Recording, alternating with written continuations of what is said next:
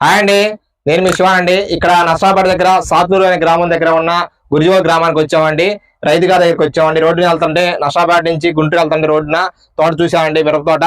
So చాలా బాగుందండి. అసలు ఎక్కడ బొబ్బర్ లేవు, చెట్లు లేవు, చాలా బాగుంది. సో అతను రైతు గారు ఏ మందులు స్ప్రే చేస్తున్నారు కనుక్కుందామని వచ్చామండి. సో రైతుతో మాట్లాడదామండి. సో ఒకసారి చూడండి, రైతుతో మాట్లాడదాము. తన్నీరు వేడిగొండల దగ్గర వచ్చామండి. గురిజోల్ గ్రామం. ఇది ఏ విత్తనం అండి? ఇది ఏసీడ్ అండి. సుతీనైన్ మొత్తం సుతీనైన్ వేసారా? ఎన్ని ఎకరాలు వేసారు సుతీనైన్? 4 ఎకరాలు సుతీనైన్. 4 ఎకరాలు సుతీనైన్ వేసారు. ఎలా ఉందండి సుతీనైన్? బాగుందండి. సుతీనైన్ విత్తనం బాగానే ఉందండి.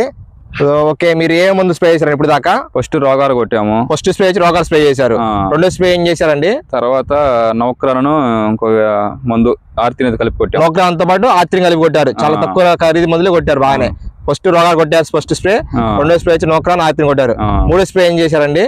3 స్ప్రే పురుగు వచ్చే పురుగు మందు కొట్టాము. పురుగు మందు కొట్టారు. 3 స్ప్రే పురుగు మందు కొట్టారు. తర్వాత 4 స్ప్రే ఏం చేశారండి? హారేరు కొట్టామండి. 4 స్ప్రే హారేరు కొట్టారు.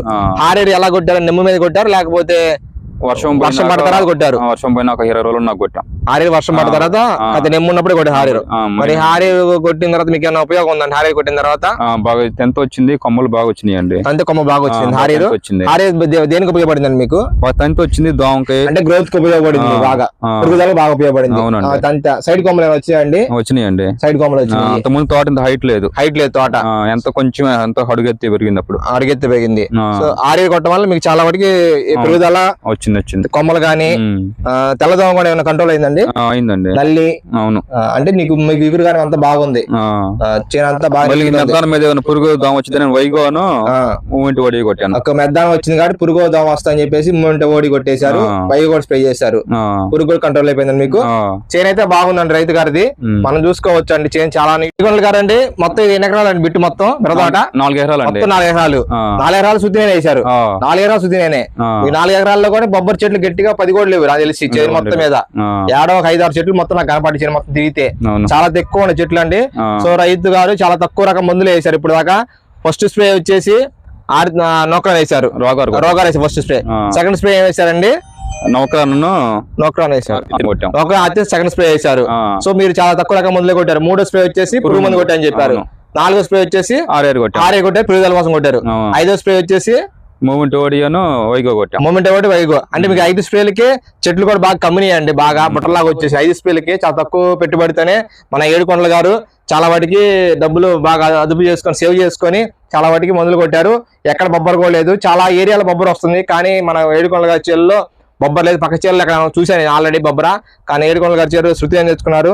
బాగా పెరుగుదల వచ్చింది, బాగా విలేజ్ కూడా బాగానే ఉంది. విలేజ్ కూడా వేసారంటే అండి, అది కూడా చూద్దామండి. ఫీల్డ్ కొండల గారిది 4 ఎకరాల మట్టికి నెంబర్ 1 ఉందండి.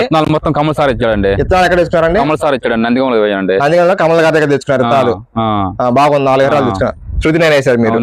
4 ఎకరాలు. మరి బ్లేజ్ ఎక్కడ తెచ్చుకున్నారు? మొత్తం ఆ సార్ ఇచ్చాడండి. కమల్ గారి దగ్గర బ్లేజ్ తెచ్చుకున్నారు. కమల్ సార్ దగ్గర తెచ్చాం. ఓకే, ఈ మందులు ఎక్కడ తెచ్చుకున్నారండి? ఈ మందులు మా ఊళ్ళో రాఘవేంద్ర పట్లేరు ఉందండి. మీ ఊర్లో తెచ్చుకున్నారు మందులు. కొంచెం చూసి జాగ్రత్తగా వేసుకోండి. మీకు ఏమైనా డౌట్ ఉండగా నాకు సంప్రదించండి. సో మందులు వేసుకొని జాగ్రత్తగా కాపించుకోండి. ఎకరానికి 25 నుంచి 30 గంటలు అవుతుంది. ఆర్ఆర్కి ఫోన్ చేస్తే మందు కావాలని మీ నర్సాపేటలో ఉందని చెప్పి మీకు అడిగి పంపించాడండి. హారేరు కోసం నాకు ఫోన్ చేశారు. అవునండి. ఓకే, హారేరు వల్ల ఉపయోగం ఉందంటారా మీకు? రైతులు వేసుకోవచ్చు అంటారా? ఎలా వేసుకోవచ్చు? పెరుగుదల లేని వేసుకోవచ్చు. ఆర్ఆర్ కొట్టానండి నేను. ముందు కలిపి పట్టమన్నాడు. హారేరు కొడితే పెరుగుదల బాగా వచ్చింది. ఆర్ఆర్ కొట్టాను నేను. హారేరు కొట్టారు.